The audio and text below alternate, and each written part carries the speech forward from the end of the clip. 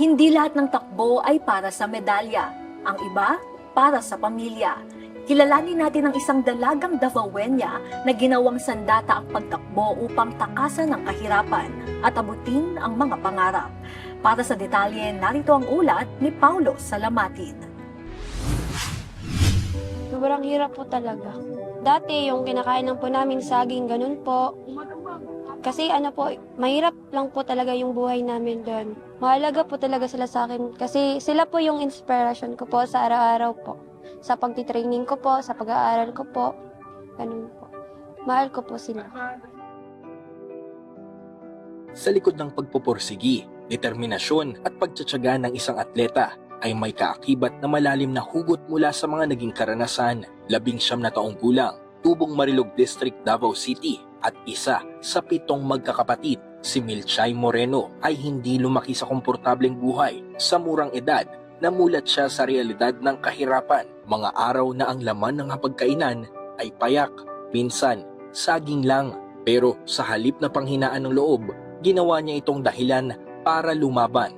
Hindi sa track o stadium nagsimula ang lahat, kundi sa araw-araw na paglalakad mula sa bahay papuntang paaralan. Mga hakbang na sa unay pangangailangan lang hanggang sa ito ay maging daan tungo sa isang pangarap.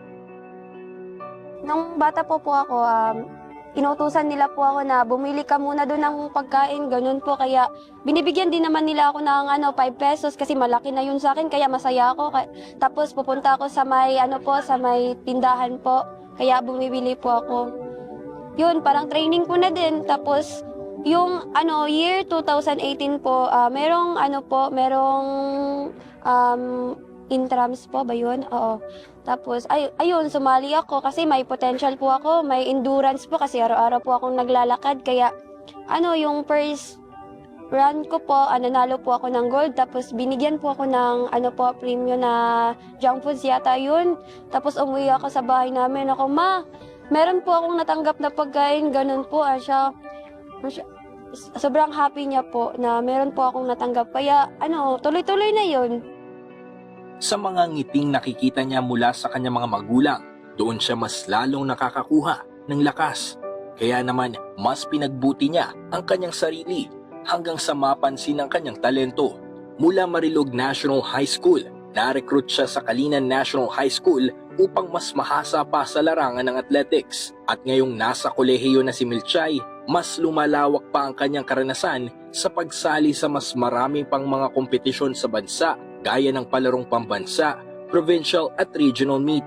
Pero kasabay ng mga pagkakataon ay ang mga sakripisyo. Isa na rito ang malayo sa kanyang pamilya.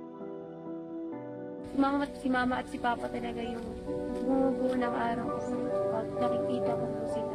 Kasi naiingit po ako sa kapatid ko kasi yung pagkatapos ng klase nila, meron silang matatawag na ma, kakain na ako, ganun. Tapos ako, wala. Kasi hindi ako nakastay sa amin. Pero sa kabila ng pagod, paghihirap at pagkakawalay, nananatiling buo ang kanyang layunin. Ang goal ko po talaga sa pagiging atleta po ay makakuha po ng scholar at para makapag-aral po ako dahil alam ko naman balang araw mawawala din tong sport sa akin. Tapos yung goal ko po talaga makapagtapos ng pag-aaral para sa pamilya ko po. Sa mundo ng sports, maraming tumatakbo para manalo. Pero si Milchay, tumatakbo para magbago ang buhay. At sa bawat takbo niya, kasama ang pangarap na isang araw, hindi na kailangang magtiis ng kanyang pamilya.